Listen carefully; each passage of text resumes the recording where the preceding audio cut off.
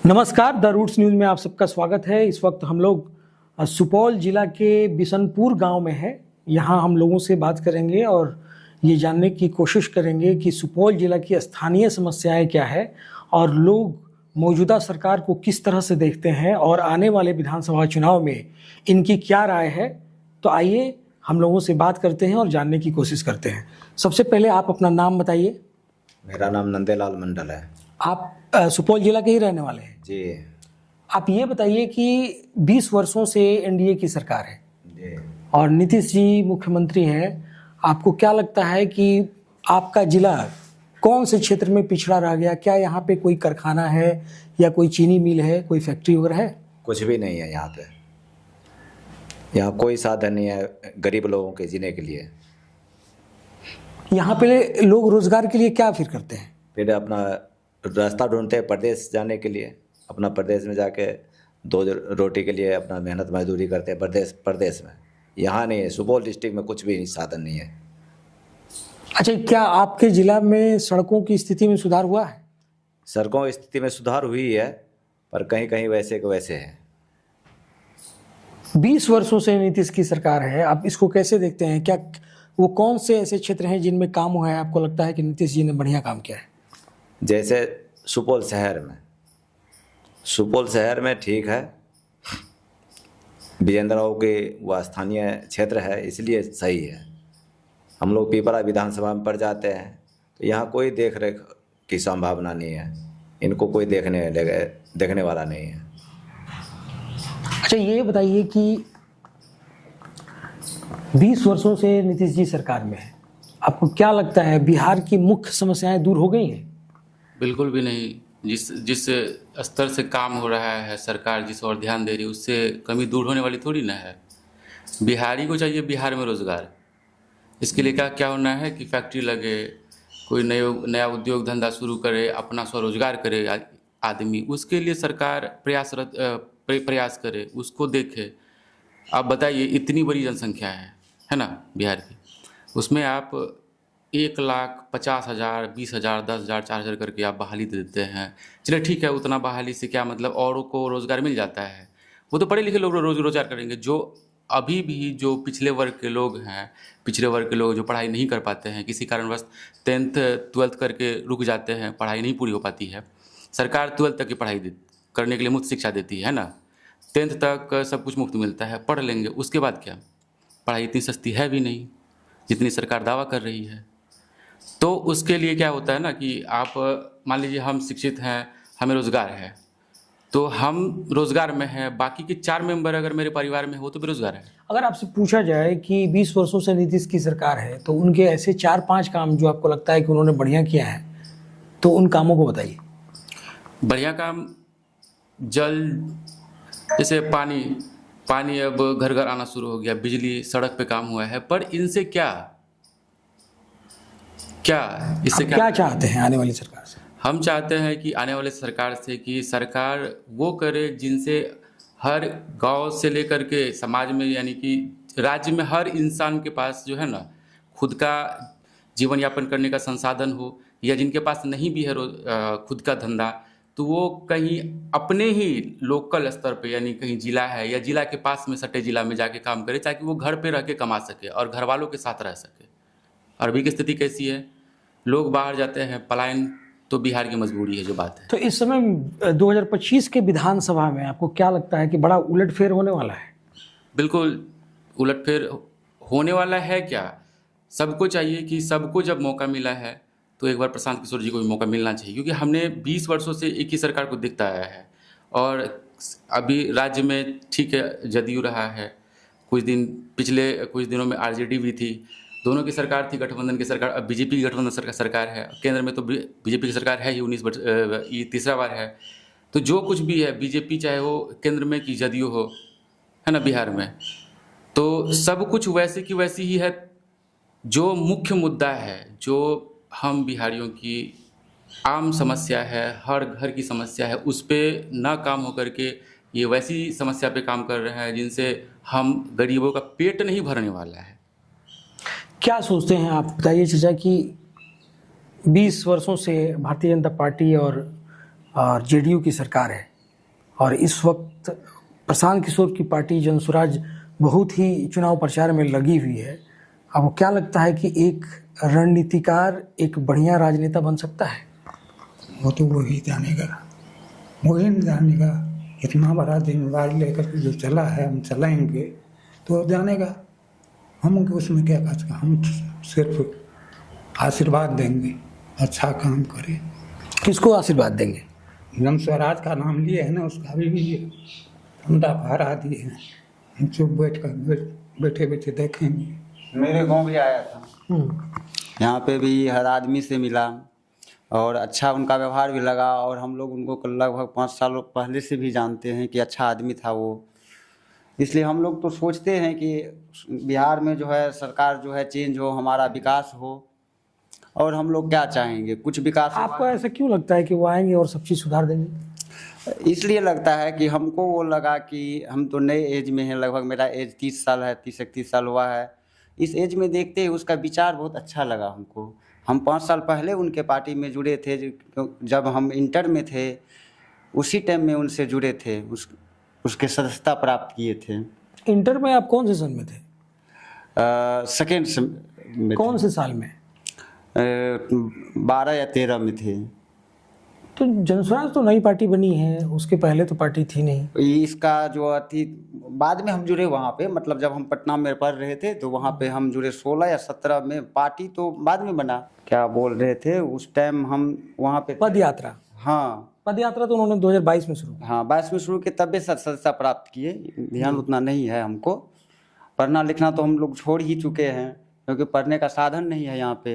अभी देखिए, चल के देखिए हरियाणा में, जो आज से नहीं, आज से 6 साल पहले से, अब ये गत 1 साल बीती है नए मुख्यमंत्री में। इससे पहले जो सरकार थी उन्होंने भी हर घर नौकरी दिया है, हर घर नौकरी, चाहे प्राइवेट नौकरी हो या सरकारी नौकरी हो, बगैर घूस के। जैसे जो बेरोजगार है, पढ़े लिखे हैं, उनको दे दिए किलोमीटर हिसाब से बस चलाने के लिए ड्राइवर हैं। बताइए, वहाँ बेरोजगारी होगी? वहाँ भूखे मरेंगे लोग। हरियाणा तो काफ़ी छोटा राज्य है छोटा, उससे मतलब नहीं है, लेकिन अग्रसर सबसे ज़्यादा हिंदुस्तान में सबसे आगे है हरियाणा राज्य, नंबर 1 पे चल रही है। लेकिन बिहार सबसे नीचे गिरी जा रही है, गिरी जा रही है। इनको कोई देखने वाला नहीं, चाहे मुख्यमंत्री हो या प्रधानमंत्री हो। समझ गए? इस समय कांग्रेस पार्टी भी बिहार में काफ़ी एक्टिव हो गई है। राहुल गांधी काफ़ी समय से भारत की पदयात्रा कर रहे हैं और 1 मिनट, और बिहार में भी काफ़ी एक्टिव हैं। कन्हैया कुमार भी बिहार में नौकरी 2 प्लान रोको यात्रा कर रहे हैं। और आरजेडी अलग दावे कर रही है कि इस बार जो है हमारी सरकार आने वाली है, और 20 वर्षों से करीब वो सरकार में नहीं है। डिप्टी सीएम बने थे, 17 महीने नीतीश कुमार के साथ थे, ये अलग बात है। और प्रशांत किशोर की पार्टी बहुत ही एक्टिव मोड में चुनाव प्रचार कर रही है। अभी दूसरी पार्टियां उस तरह से एक्टिव हुई भी नहीं है। तो एक तरफ तो जेडीयू है और भारतीय जनता पार्टी है, दूसरी तरफ कांग्रेस है और आरजेडी है, और एक तरफ प्रशांत किशोर जी हैं। आपको क्या लगता है कि बिहार की राजनीति किस ओर करवट लेगी? वो तो प्रभु की कृपा होगी कि जिसके किस्मत तेज होंगे वो निकल जाएंगे। पर जो काम करे, काम करके दिखावे, है ना, लोग तो उसको ही चाहत करते हैं।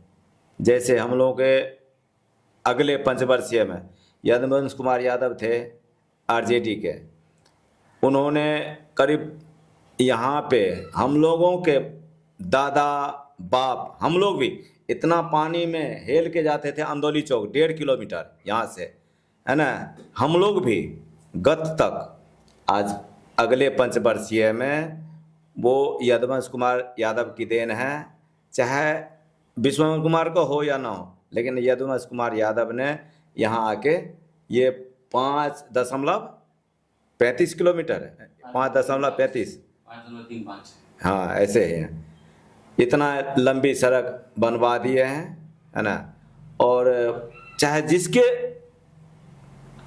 कहने से हो या जिसके अध्यक्षता में हो, लेकिन यदुवंश कुमार यादव ने बोला था कि हमको वोट दीजिए, हम आपको खीर खिलाएंगे, उन्होंने हम लोगों को खीर खिला दिया। आप कुछ कहेंगे? बिहार में 20 वर्षों में कुछ बदलाव हुआ है?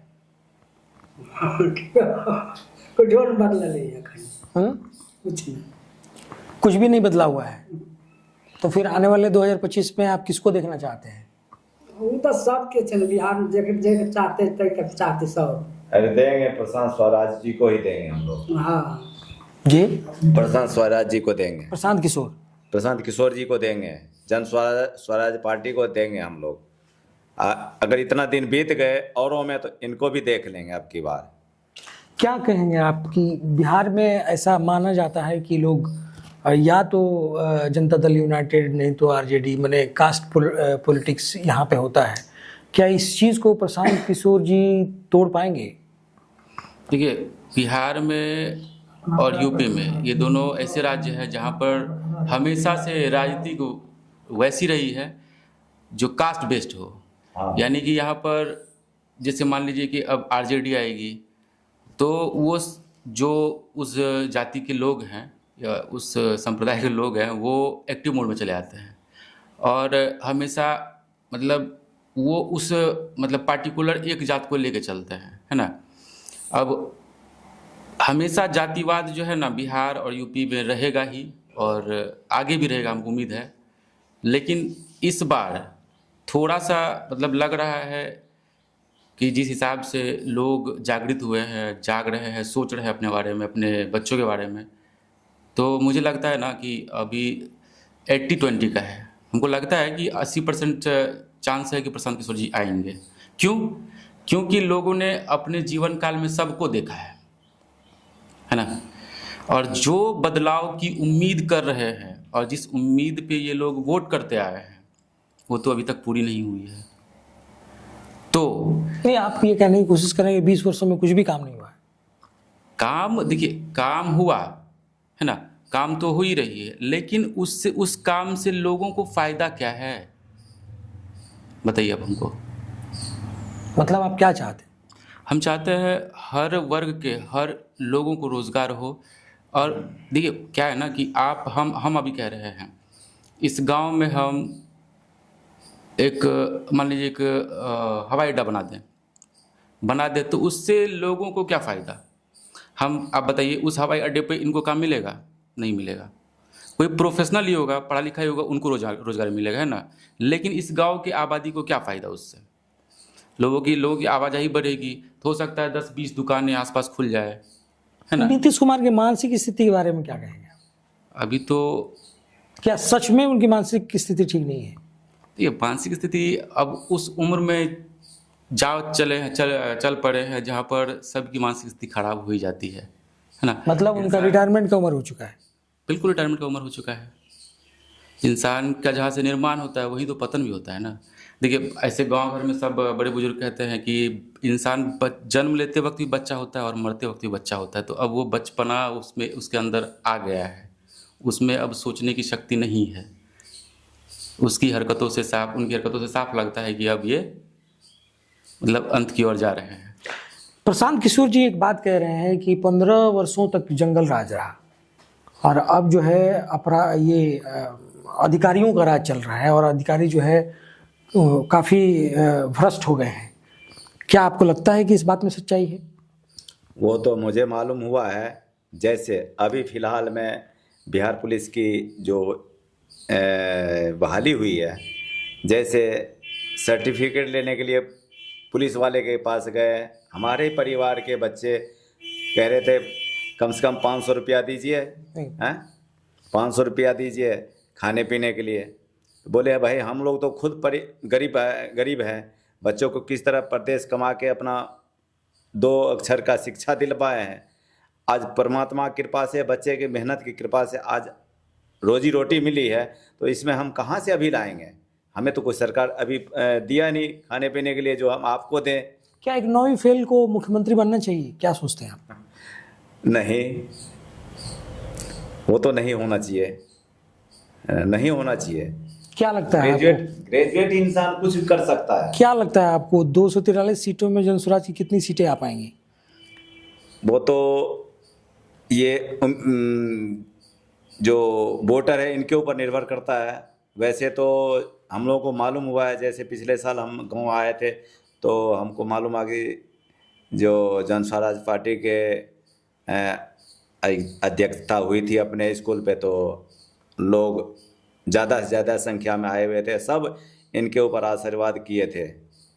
ऑपरेशन सिंदूर हुआ, अभी पाकिस्तान से संघर्ष हो रहा था, और क्या लगता है आपको ऑपरेशन सिंदूर बिहार के चुनाव में कोई मुद्दा बनेगा? ये तो हमें पता नहीं। आप कुछ कहेंगे? ऑपरेशन सिंदूर बिहार के चुनाव में मुद्दा बनेंगे। बिहार के तो छोड़िए, बाकी राज्यों में भी अगर चुनाव अगर होने वाली होती तो उसमें भी एक मुद्दा बनता। क्यों? क्योंकि जहाँ मोदी 56 इंची का सीना चौड़ा करके घूमते हैं, वहाँ पर मतलब अब अमेरिका के कहने पर आप जो है ना मतलब अपना वो बदल देते हैं, तो वो तो अच्छी बात नहीं है ना। अपने आप कह रहे हैं कि हम बदला लेंगे, है ना, हम ईंट का जवाब पत्थर से देंगे, लेकिन वही आप जो है ना एक शक्तिशाली देश के दबाव में आकर के आप समझौता कर लेते हैं, तो इससे तो हर भारतीय को थोड़ा सा जो है ना शर्मिंदगी फील होगा कि हमारे प्रधानमंत्री जी जाके समझौता कर लिए। नहीं तो पाकिस्तान जैसे देश है ना, जहाँ पर नाम सुनते ही सबके दिलों में खून खोल उठता है, सबके दिलों में, बच्चा से बच्चा और बूढ़े से बूढ़े, तो वहाँ पर हर वर्ग और हर आयु के लोगों में मतलब बदले की भावना थी। वहाँ पर जाके मोदी जी ने एकदम से वो करके ना अच्छा नहीं किए, इससे सबको इफेक्ट पड़ा है। सब कोई मोदी के नाम पे अब जो है ना घिनाने लगा है सबको कि क्या करिएगा। मतलब एक आप मुखिया होकर के आपके परिवार में कोई आकर के घुस के किसी को मार दें, है ना, और आप बदले में जो है ना मतलब किसी के दबाव में आकर, पॉलिटिकल दबाव जिस भी स्तर से कहिए, आप चुप रहिएगा। बताइए ठीक लगता है? आप कुछ कहेंगे? हम कुछ नहीं कहना चाहते हैं, हमको लगा कि गलत हुआ जो भी हुआ, मतलब मोदी जी अच्छा नहीं किए। अब अगर युद्ध होने से हमारा देश का ही नुकसान होता, समझौता हुआ तो अच्छा ही हुआ, और क्या हम कहेंगे। तो इस वक्त हम लोग सुपौल जिला में थे और यहाँ के स्थानीय लोगों से बात कर रहे थे कि आने वाले विधानसभा चुनाव में क्या मुद्दा है, किस मुद्दे पर लोग वोट करेंगे, और बिहार में इनके नज़र में क्या कुछ किया जाना अभी बाकी है।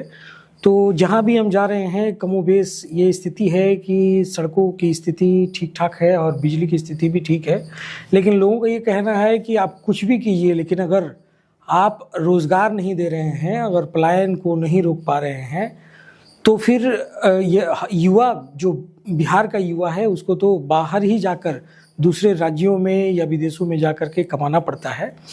तो देखते रहिए द रूट्स न्यूज़। नमस्कार।